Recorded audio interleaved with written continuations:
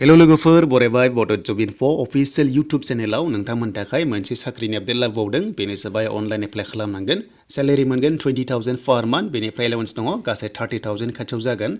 गासै वेकेन्सि दङ 147 हिन्जावफोर हौवाफोर गासैबो इलिजिबल जानायफोरा एप्लाइ खालामनो हागोन आरो बेनो जाबाय अटल अमृत अभियान ससाइटि आसामनिफ्राय फैदों वेकेन्सिया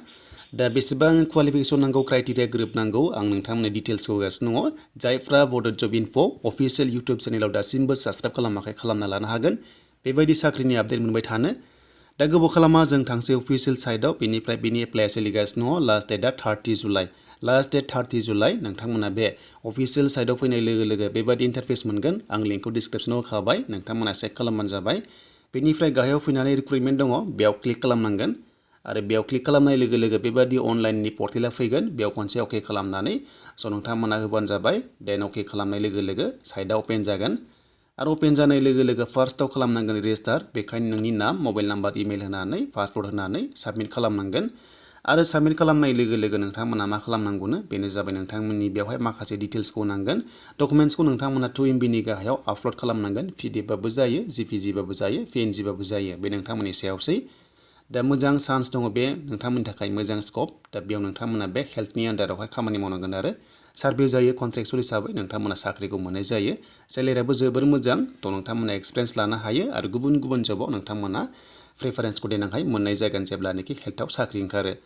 दा बेयाव पस्टआ मोननै रोखोमनि दङ 1 and 2 दङ स्किमा जाबाय अटल अमृत अभियान फार्स्टआ एन्ड सेकेन्डआ जाबाय प्रधान मन्त्रि जान आरोग्य योजना दङ अके स' बेवहाय मोननै दङ आरो पस्टआ गोजौनिया 25 गाहायना 122 दा नोंथांमोना मोनदों बेबादि स्किम दङ मोनसे आसामावहाय बे जाबाय अटल अमृत अभियान स्किम होननाय ससाइटि दङ दा बेयाव नोंथांमोना खामानि मावनानै जोबोर मोजां मोनगोन हेल्थनि आन्डारावहाय सार्भे जायो आरो नोंथांमोना बेखौहाय माखासे टार्गेट बेसिसबो मोननो हागौ बा नोंथांमोनाहाय माखासे सेलेक्टेड भिलेजेस एबा एरिया मोननो हागौ जायखिजाया हस्पिटालनि आन्डारावहाय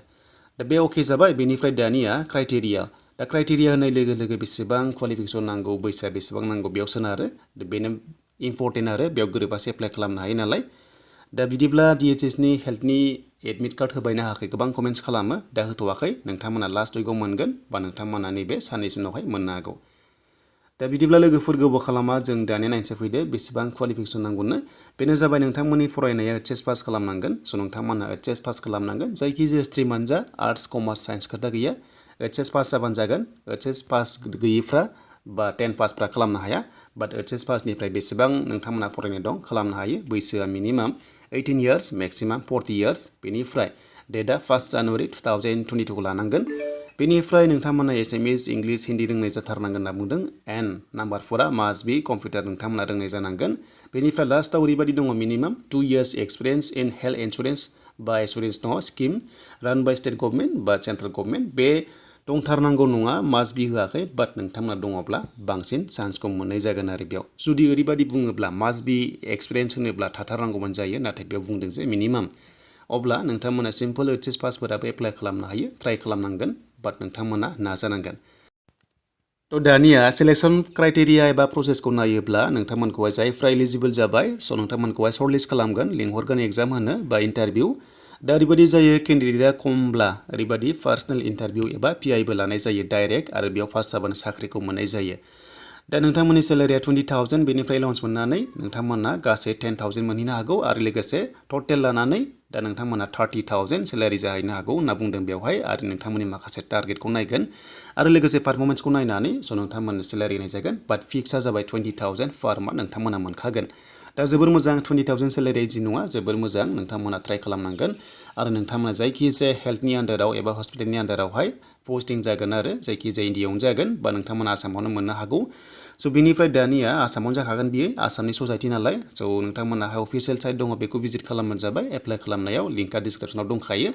दा नोंथांमोननि सायावसो बियो इन्टारभिउखौ नोंथांमोना होयो होआ एबा नोंथांमोना एप्लाइ खालामा बिनि लास्ट डेटआ अनलाइना 30 जुलाइ स' नोंथांमोना दा एप्लाइखौ सोलिबाय थानाय नुखादों 30 जुलाइआ बिनि लास्ट डेट दा बेनि सोमोन्दै लोगोफोर दिनैनि लेटेस्ट आपडेट जायफ्रा भिडिअ नायनानै मोजां मोनबाय लाइक कमेन्ट शेयार आरो नोंथाङा चेनेलाव गोदानै फैदोंब्ला बड' जब इनफो इउट्युब चेनेलाव साबस्क्राइब खालामना ला बेबायदि साख्रि नोंथांमोना आपडेटखौ मोनबाय थानो